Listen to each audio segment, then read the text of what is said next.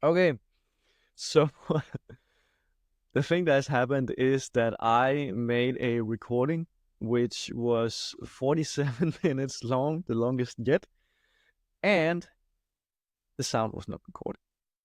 So I go in to start edit. Or the thing is, I made the episode, I recorded it, and then I left it as it was. I didn't check anything because I had to go to work and I had some things I had to do. So I just left it. So Sunday evening, I I get home and I say, okay, I'm gonna edit the episode and make sure it's uploaded so it's ready for Tuesday. And I go in and I check to start editing the episode, and there's no sound. It's just, you know, I don't know if you know, but when you edit something, there's usually like these flickers or ups and downs, or to see that there's sound in the bar. But there was just one straight line all the way through the recording. And then I hit play the episode, and there's no sound. There's just this picture of me and the mouth just going blah blah blah. So I was like, oh my god, that's such a shame because I really liked that episode. I was very inspired when I recorded it. So that's a shame. I will still try and talk about some of the things I talked about in the episode because I think it was actually quite nice, quite interesting, but it will not have the same itch to it because I was like inspired in that moment to talk about some things and talk about what happened, um, which is a shame. I mean, I can still upload it so you can see how excited I was, but not hear anything. I mean, I hope there's sound for this episode. I just checked it like real quick to see if there would be, and there should be. So let's just keep it at that. So what happened for the last episode? Why I was so inspired was because I I suddenly got this urge or this feeling that I would like to read. I have, I mean, I've been reading as a kid. I have read a lot since 2017. It was that I started reading again after some years where I had not read. I mean, I've, played too much video games, I guess. But then I started reading in the evening instead of playing video games and such things because my sleep was terrible. So I started reading. I cannot remember how long I started reading. But when it was at its highest, I read 1 hour each evening before I went to bed. So something like from 9 to 10, usually an hour. Sometimes it was shorter because I was reading for 40 minutes and then I was like, I'm so tired. I can't read a single word anymore. Usually 1 hour. And I've read some good fiction books. I have. Um, I started with the what's it called? His Dark Materials, the HBO series, which or the movie was also made, which was terrible. Read the books; they're fantastic. I've read The Witcher. I've read Harry Potter. And I also enjoyed reading manga, which I did. I've done that for so many years. And there was a period where I didn't through high school. Oh, I no, I started reading some manga and then I stopped again. And then when I don't know when it was. It must have been like last year. No, 3 years ago. 3 years ago, I started reading some manga again, and then the concussion hit me 2 years ago, a little over 2 years ago, and I could suddenly not read. I mean, I could not look at screens. I could not hear music. I could not do anything. I was, you know, just broken. I guess everything hurt so much. I talked about this in the previous episode. Um, so I didn't read, and I have not read for 2 years until I got the urge and I picked up this book. last Thursday, which is like 5 days ago, and picking up the book and just started reading, just sitting down for 20 minutes and just read. It was amazing. I don't think I can describe how it felt. It was I think it was just like coming home some weird way that I have not read for so many years. It actually was years. It actually was 2 years. I have not. I mean, I have read on iPads and papers and so on, but not just sitting down to read just for the sake of reading, for reading a book. It was amazing. And something new was that it's a non-fiction. I don't know if you can read it. You might not can't be able to. I will tell you what this book is called in a minute. But since I started my personal growth journey, I've always wanted to start reading some of all these amazing books that I've heard about. And when I got my concussion, it was a chance to do something about it. So I'm not reading much fiction anymore. I mean, I started in this summer. I started listening to audiobooks. I started listening to some non-fiction books, and then I started some fiction books and enjoyed that. And then I got back to non-fiction books, and I have been listening to non-fiction books since. I have not been listening since I started working in my new job almost 2 months ago, because I've been busy and I have other things to do. But I've started again recently, actually, almost at the same time I started reading the books, because I started reading this book and I started listening to an audiobook again, and I was like, I really need to prioritize this because it makes me feel so good and it's so amazing and I fucking love it. It's so great. I mean, the title of this video should be how much I love reading, honestly, and how much I love books. Maybe it should be. Maybe it's going to be. We'll see. Because I don't know what to title this video. I am not sure I knew what to title the previous video. I think it was something like, I feel inspired. It might just be another, maybe not. We'll see. We'll see what it gets the title. Surprise for me, not for you. You know it. But I started reading this book, and this also inspired me a lot, because I just read the introduction and I was not ready for what was in the introduction. So the book is How We Work by Leah Weiss. I hope it's pronounced correctly. And she's a PhD lecturer at Stanford Graduate School of Business. And it's a book about mindfulness. It's not a book about business. Or it's a book about how you can use mindfulness in your daily life, and especially in work.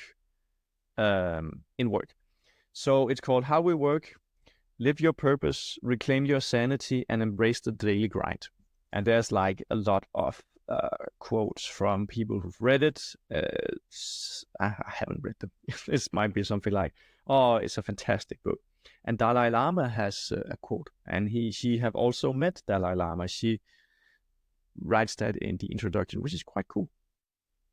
So she is, she likes Tibetan mindfulness, and she talks a bit about it in the introduction, and how it is seen, how mindfulness is different as the Tibetan Buddhism, not mindfulness, compared to how the Western view of mindfulness is at the moment. So the Western view of mindfulness is much like it's another task, another core you have to do in your daily life, where you have to sit down and you have to meditate, and then for that amount of time you meditate, you are mindful. But what she writes and what the Tibetan Buddhism is saying is that mindfulness should actually be a state of mind that you have like 24/7 and can tap into anywhere, everywhere, all the time. It's not just a thing that is said to only when you meditate. And that actually struck me quite a lot. Not because I had the idea that it was only meditation, but because I thought that I was out of the mindfulness train. So I've practiced kind of a lot of meditation before my concussion for like 3 years before my concussion hit. Then my concussion hit and I could not keep the daily task of meditate.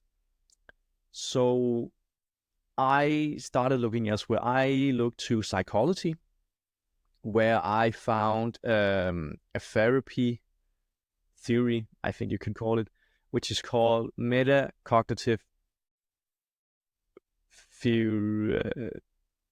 MCT, metacognitive therapy. Yes, which is a newer psychological therapy, which was invented by Adrian Wells. I cannot remember when. It is maybe 20 years ago, maybe more, maybe less, something like that. And then you're like, new? Yes, in the world of psychology, new. And it's, I mean, when I first heard about it, I had some connections to mindfulness, but then I've been to the therapy and it was great. I loved it. It has helped me a lot. I didn't speak much with my therapist about it, but I was to a course. I don't think it's that called, but speaking, yes, with the front person of this therapy in Denmark, and I was able to just talk with her for like 2 minutes. So I get my book signed, which I've bought from her. I think it's on the shelf. You can't see it. You might not be able to see it. It's not on this shelf. It's here. There's 2 books from her. And I got them signed and I asked her, so I have this feeling that metacognitive therapy is kind of like mindfulness. What would you say with that? And I'm always feeling that she snapped at me. She's like, "It's no way, nothing like mindfulness." But I honestly think it is, because it says that metacognitive therapy, you should not be you should not use a lot of time on your thoughts. The main aspect of that therapy is time that you use on your thoughts, that you should get to a state of mind of observation, where you observe what is around you in the world, you are present in the world, and also just observe your thoughts. So your thoughts, they are popping up like 70,000 thoughts in your head a day. And you are in control of how much you engage with those thoughts. You can be very engaged in the thoughts and just spinning a wheel around some negative thoughts, maybe just passive thoughts or even positive thoughts. But the more you're spinning the wheel, the more and more negative you become and the worse you feel. Just to get a quick brief of it, and I could talk about it if you would like to hear more about it. I think it's quite interesting. I loved it. It helped me a lot. So if you're interested, try and Google it. Find a therapist in your area. It's good. I can recommend it. But I still felt that it's kind of like was some of the ideas from mindfulness, which when I heard about it, how the guy who invented it, how he got to it, it was actually not through mindfulness.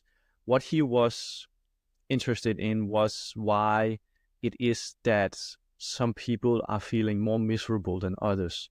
What is the thing that makes people more miserable than others? We all have negative thoughts. We all have a lot of thoughts in our heads. Why are some then depressed and anxious and all those kind of things and others are not? That was his main question. And after doing a lot of research, he came to that it was time. How much time people use on their thoughts is the factor that differentiates it. So people who use a lot of time on their thoughts, are not engaged in their thoughts, are more miserable. And vice versa, people not are less miserable. And that's kind of it's the thing about mindfulness, if you ask me, where in mindfulness you should be also aware of your thoughts, you should be aware of yourself, but you should not engage. You should not interact with the thoughts, but you should know that they're there and find out why you have them. Where also in metacognitive therapy, thoughts are just thoughts, and they're different kind of thoughts. They're thoughts just that pop into your head, and then there are the thoughts that you just keep on spinning. So you have control on the spinning, you don't have control of the thoughts that just pop up. And you should just ignore them, which is easier said than done after being in the therapy. I mean, I still get caught up in thoughts. It's not like when you have been to metacognitive therapy, you will never get caught up in thoughts. But you get more aware of how and when and where you get caught up and how to get out of it again, which is the essential part. How to be in more control of your engagement in thoughts. To be able to be more present in your day and not to be more engaged in your thoughts. I mean, right now, I'm just sitting and talking, and I'm trying to be engaged in the talking because I have to talk to this episode. I want to talk to this episode, so I don't have time for my thoughts. I don't have time to be in my inner self. I need to be outside in the world because I need to be here now talking. I mean, there's so many things to this. It's quite interesting. So that's one of the things she talks about, to just be more present, to be more mindful in your day instead of making it as a core, to make mindfulness as a core, a task you have to complete like so many other things. And one of the other things that struck me about the introduction was that, which is some of the things that I've also thought about, and that is that you can make anything purposeful and meaningful. It's really up to you. Standing in queue in the grocery store, doing the dishes, and a lot of other things, walking the dog, if you don't enjoy that. If you don't enjoy it, make it purposeful, and you will not mind doing it. You will just do it like it was nothing. Which is kind of interesting because I've had the idea. I mean, I've seen a lot of YouTube videos from a lot of YouTubers and a lot about purpose because I've been into self-help. I'm still into self-help and personal growth. And a lot of people talk about finding purpose because that's what makes everything much easier when you have purpose and meaning. But they talk about finding it, searching for it. You have to search for your purpose and your meaning in life. Where I was like, well, people who just like doing their jobs don't necessarily have to search for another purpose or meaning, because their purpose and meaning are their job, maybe their family. And that made me realize that there's not like a fixed purpose or meaning for you in this life. You can choose it yourself. You can create it yourself. What you want to do, what you want to give meaning, what you want to have purpose. As long as it is meaningful and purposeful for you, that's okay. That's fine. Do that. It doesn't matter to be something big and grand. I mean, no, it doesn't. It can be, in truth, anything you want it to be. Personally, I like when it has a good cause behind it. So for myself, I actually realized this Sunday, going home in the train from my parents. inspired by David Goggins as usual. I thought about maybe talking about David Goggins and what I have listened to as an audiobook yet, but I think it's going to be in the next episode. Yes, it is. So I'm thinking a lot about what I want and what I want to do with this life. Because I always seem like I have it straight, and then I found out I don't have it straight. But I think that's okay. It is okay, because it doesn't have to be fixed. It can be anything you want, and it can change. If you change, so it would be weird if that didn't change with, not weird, for some it don't change, but it's very natural that it changes if you are changing as well. So for me, what I have come up with recently is that, one quick note about that, because I've had difficult saying if people should change or if they should stay the same. If you is enough or if you need to change. And I think it's a very complicated thing, because it's a lot about you. Who is you? And what are you? And is identity even fixed, or is it flexible? I believe identity is flexible, that it can be changed, that it is not fixed. I think that there are some things that are harder to change than others, like I go up in zodiac signs and personality types, and also biological features. So for me, I'm a Taurus in zodiac sign. I am INTJ, the architect, in Myers-Briggs personality type, and I'm a man. And I have read about these things, and there are some usual characteristics of these characteristics of mine, you could say. And I really resonate with the characteristics that I have read about for these 3 things. At least I've started to. And then you can say, isn't that just blah, blah, blah, blah. I think you should stay true to those things, because there are some truth to it. And those things, I'm stubborn. I've always been stubborn. And one of the main traits of a Taurus is that they are very stubborn. And I've also been very much into, romance and love and such thing. And one of the characteristic of Taurus is that it's into romance and has a one partner for life kind of thing. I've always been very structured, very planning, and very having like order in my life. And one of the things of the architect is that they really love structure, planning, and order.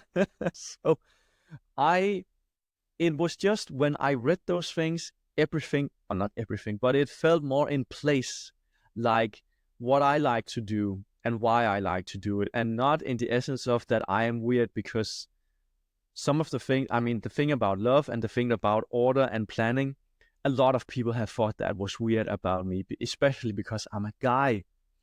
People have been like, why are you not messy? Why do you go so much up in love? Why do you care about it? Because it's a part of me. And it's not something that I easily can change. And now I've realized that I actually don't want to change it. I want to accept this is how I am. This is what I want to be.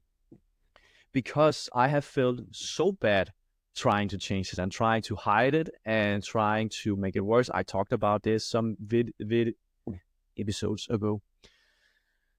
And I don't want that anymore. I want to be who I am and who I want to be. So I think there is a you that is kind of fixed, but there are also a you that is not. And that is in the essence of core values.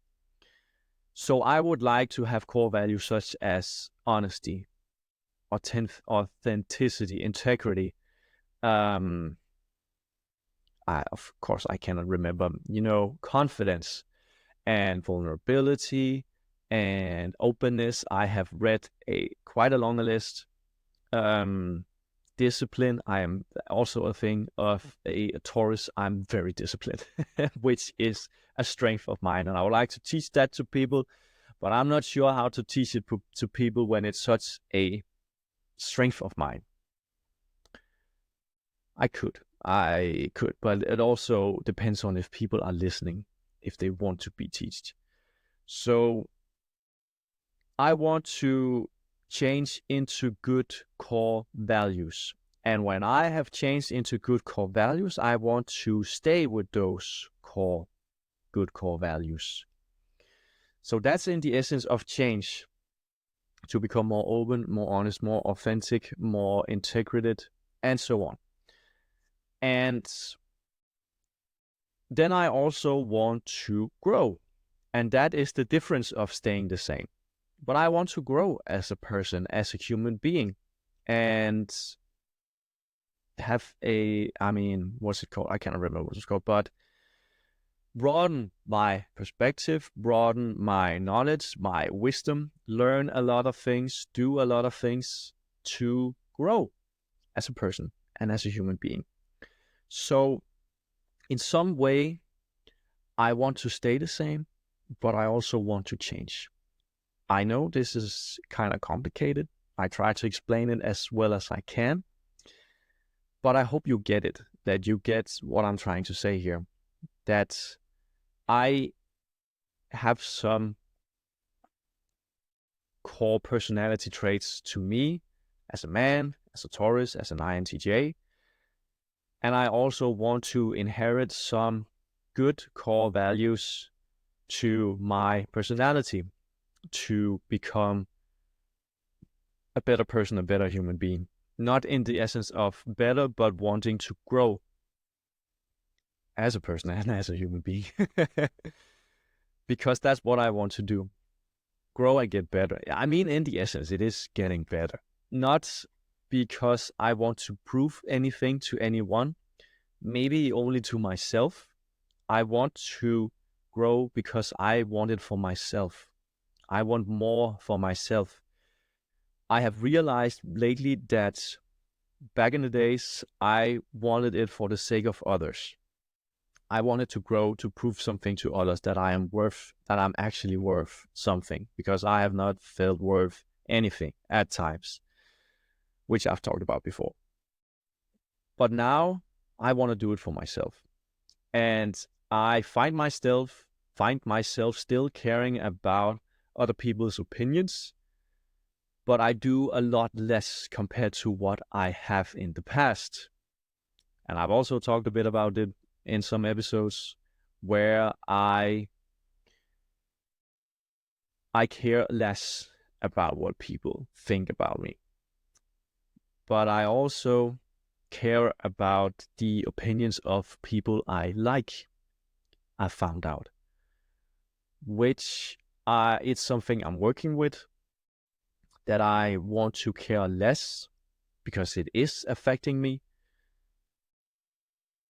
And I mean, it might be something that will never, I think it's something that will never completely go away, in the same way as fear will always be there, but it's about looking fear in the eye and do it anyway, and be courageous. I've talked about this many times. Courageous is doing things you are afraid of anyway. And I think it should be the same thing about people's opinions. People have opinions of you.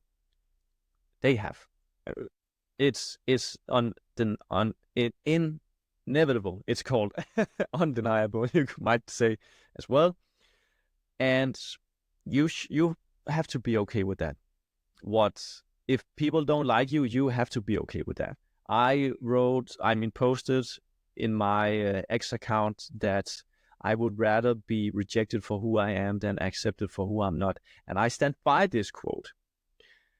And I want to live up to that quote. Sometimes I don't. It's a progress, but everything in life, when it comes to growth, is a progress. And that's what life is. Progress and struggling in that progress. So I will just keep on progressing, I guess. And where was this leading me? I am actually not sure. It was to change. So to kind of round that up, I want to stay grounded in the personality traits that I have and in the core values that I am inheriting to myself, trying to be more honest. And then I want to still keep on growing. So I am, you could say, changing, but not like completely changing. I'm not becoming a different person or something like that. And wow, it's dark. It's also getting dark outside. Sorry about that. But maybe just if you could say a metaphor for this, it might be keep on building. So making a foundation, a good foundation of yourself, your personality, and keep building, keep adding to that and making a structure, and then having the goal of making it an empire that you are building. Because if you have a weak foundation for that empire, the whole castle will crumble at some point. So it's really important to have a strong foundation so you can keep on building. So that's in the essence of that I want to keep building, and I want to make it better, to make it hold, to make it big, and to make it strong, and to make it hold, so it stays strong and big and not crumbling. Because I have experienced my castle crumbling, the one I had built. It wasn't even a castle, it was a cart house that was somehow still standing. And after the concussion, it was just blown away, smacked to pieces by that elbow. And I had to build myself up from the bottom. I mean, even under the foundation, it was very low. I talked about this in previous episode. And I feel that my foundation is stronger than it has ever been, and I am keep on building, not only to the foundation, but also keeping adding on. I mean, maybe it's weird talking about the foundation because it's always changing as well. I hope you get the idea of what I'm trying to say here. To keep on building, keep on progressing from where you are, and maybe change some things out if you don't like them. Throw them away. Get in something new. Keep building, keep progressing, keep getting better. And I've also, since I mean, at the episode that was not recorded, I have only read the introduction. I have read some more in this book, and it's not as broad as the introduction, of course. So it's more detailed, I think. Holy shit, it's getting dark. I should end this episode because it's too dark now. You can't see a freaking thing. I can say fuck. This is not a kids episode. This is not a kids podcast. It's not being advertised to kids on YouTube anyway, so I can say fuck. I can swear. I do. I swear. Sometimes more than I would like to, but it happens. And it also, I think it's good to prove a point. And I actually, to be honest, I don't think there's nothing wrong with swearing. Everyone does it.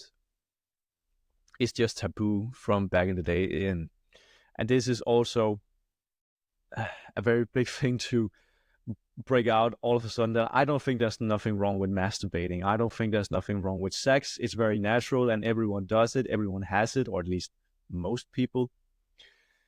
And it's very natural. We just don't talk about it because it's very taboo. And I think that's because of our culture, our history here in the Western world, at least.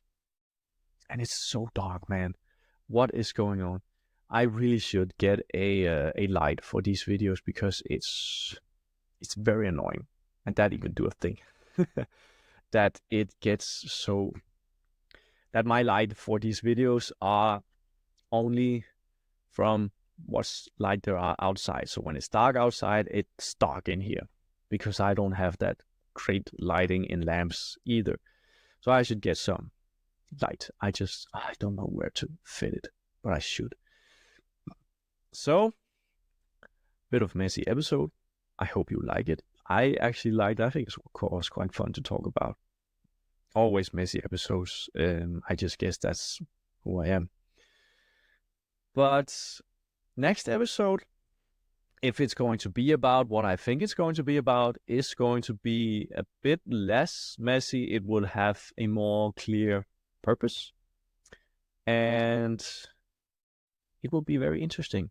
And that is highly inspired by David Goggins. It's actually in his book, both in Can't Hurt Me and in this one, Never Finished, there are, I cannot remember if they are called evolutions in Can't Hurt Me, but they are in Never Finished. And that's a thing from military over in the US, that you get evolutions, like tasks, exercises, that there are 1 to each chapter. And one of them, I think is quite fun. I think it's hilarious. What he does is that he talks about all the fears that he has into a dictator or into his phone, recorded, and then he listens to it. He listens both to his fears, what he's afraid of, and why he's feeling shit sometimes, and he listens to bad comments from the internet. And he's made a mixtape of negative and bad comments about him, and he listens to it, he puts it on the speakers, and he just sits and bumps to it. I mean, it's so funny. And if you don't believe it, I don't care. I believe it because I believe in everything he says. I really believe that he's the deal. And if you don't, that's fine by me. I don't care if you don't believe that he's faking it or not. I believe in him because what he has achieved, that's not fake. So I don't think he's faking either. I think he's very, very real. And I would like to be very, very real as well. I don't want to achieve the same thing that he has done. That's crazy, man. I'm never going to do that. But I want to be real, even though I haven't achieved a lot of things. And then also one thing I would like to touch upon, what I have wanted in the past compared to what I want now. In the past, I wanted to be very successful. I wanted to be very successful to show people that I am a cool person, that I'm successful. Now, I mean, I cannot say that I don't care about being successful. Everyone wants to be successful, but it is not my main purpose. It is not my main goal. My main purpose is to grow as a human being, and I would like to share my growth, and I would also like to help other people grow as human beings if they want my help. So at some point, I hope that I can help other people change and grow the way that I have changed and grown myself, because I believe that it is possible for everyone to change and grow. It's only a matter of what's going on inside of here, because everything is a mind game, as David Goggins always says. It's all about mentality, where you are in your life and what you can handle in your inside of your head. So everyone has the ability to change. It's just a matter of doing it, which is the hard part, not gonna lie. But everything can. I can, so you can as well. That's the proof. And a lot of people have done it as well. So I really want to help other people, because I think for me, that's very meaningful and very purposeful thing to do. So I hope that I am able to do that someday. That would be nice and great. For now, I am just learning a lot in my work, growing a lot in my work, and I am learning a lot outside of work and growing a lot outside of work. And I'm just enjoying myself and taking things as they come, because I don't have very much time to plan or energy to plan, because I work so much. I have I mean, it's not rare, but I have a 50-hour week this week, which I should not have, but I have. I will try not to have in the future because it's a bit too much and it will drain me up at some point. So I will not. I will try to be in about those 30 hours, between 30 and 40 hours. So I also have time to things outside of work, to do this, put more time into this, into reading, into music, and into doing the dips. I tried the sauna today. I tried it last time when I did a video as well, because that's the days I have time, and it is great. I love it. And the water is so cold. Man, today I saw that it was 2 degrees Celsius outside, and I don't know what temperature the water is, but it has during the night the temperature has been below zero, below freezing point, because there was ice on the cars, the windows on the cars. So it is cold now, but it's still nice. I still love it. It's amazing.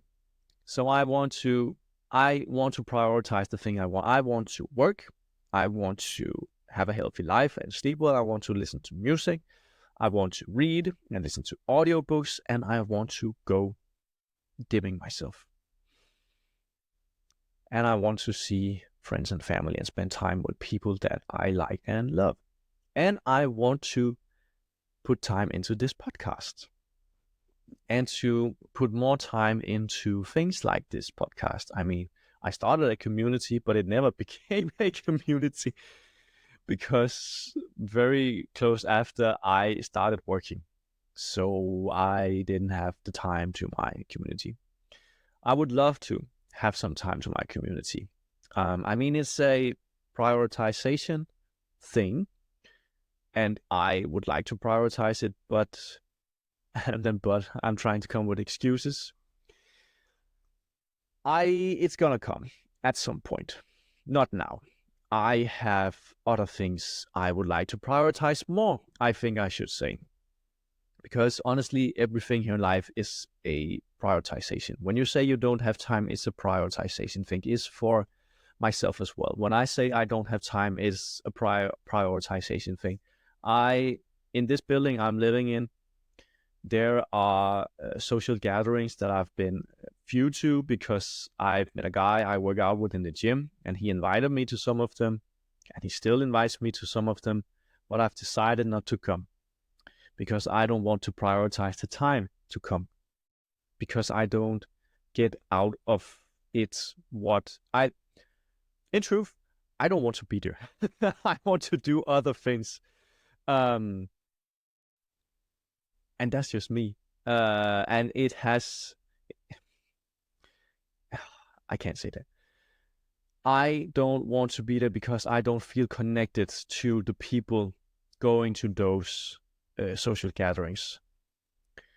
I rather would do other things that I don't have time for else that I would like to prioritize. I mean, I don't even see my friends. So why would I spend time with people I barely know? I could get to know them, but I don't want to. I want to read, and I want to put more time into this podcast and other things similar to this. And I also realized I made a speaking mistake at some point in one of the episodes. I said I would like to live a solitary life, which is apparently the opposite of what I wanted to say. I would like a balance of solitaire. I don't know what's going. I would like the balance of being alone and being together with people.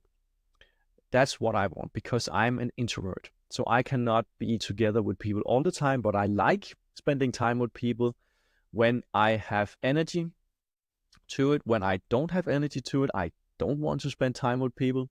I need my spaces and my times alone, which is why I enjoy spending time alone. But I also want to spend time with people because I also like that. So I want the best of both worlds, not excluding one or the other, but best of both worlds. And I'm gonna end the episode now because I actually didn't think it was gonna take this long, but of course it was. I can talk. I'm just a babbler, I guess. I can talk about myself for days. My favorite subject. I've said this before. I hope you enjoyed listening to myself. I think it's fun talking about myself. I usually don't do that to people. I should do that more because I can see I've starting in this work, I have met new people, working with new people in different gyms. And every time I open up about myself and talk about myself, I can see people like, wow, okay, whoa. I'm not saying maybe surprised, but they think it's cool what I'm doing, which I think is quite cool. And that is not to brag, that is a fact, to be honest. So I am a cool guy, but I'm also in some way disconnected from them because I do all these extreme and disciplined things which they think are cool, but maybe they would. If you ask me, they would never do the same things as I do. That's not to say I'm special. Maybe I am. I would not say I'm special. I don't feel special. I just like growing. I just like being disciplined and doing hard shit. That's it. I like doing things that other people don't. Not for the essence of people don't do it, but for the reasons why you should do it. Why you should be healthy, why you should work out, and why you should grow. That's why I do it. I don't do it to prove anything to anyone. I do it for myself. And when I talk to people about it, they are like, man, why are you doing this? Why are you doing this to yourself? Because I want to. I like it. I do. I like getting up in the morning at 5 a.m. every day, or close to every day, as often as I can. I love it. It's great. My father, he was visiting me before I started this episode, and I have work later. I didn't have to get up at 5 a.m., but I did. And he was like, why? And also the people, I was in the gym, the people I walking around most of the day was also like, why? Don't you like sleeping? I'm like, yes, I do like sleeping, but I also like getting up early. And I get enough sleep because I go to bed early. And it's about keeping the day and night routine, which gets you a good amount of sleep, makes you able to go to sleep, and also gets you able to wake up early. It's that simple. It's not rocket science. People just don't have the discipline to do it. I haven't had the discipline to do it in the past. I have now because I want to. I prioritize it more than I ever had, and I plan to do in the future. I cannot say what's going to happen in the future. I want to do. Now this has been the longest episode, so fuck that previous episode with no sound. It was a good episode. It was practice for me at least. But I'm gonna end this episode now. So I hope you enjoyed. I'm looking forward to the next episode. I might not be very energetic recording it because I have been working for 7 days straight when I'm gonna record it after work as well. So we'll see what happens. For now, I will see you in the next one.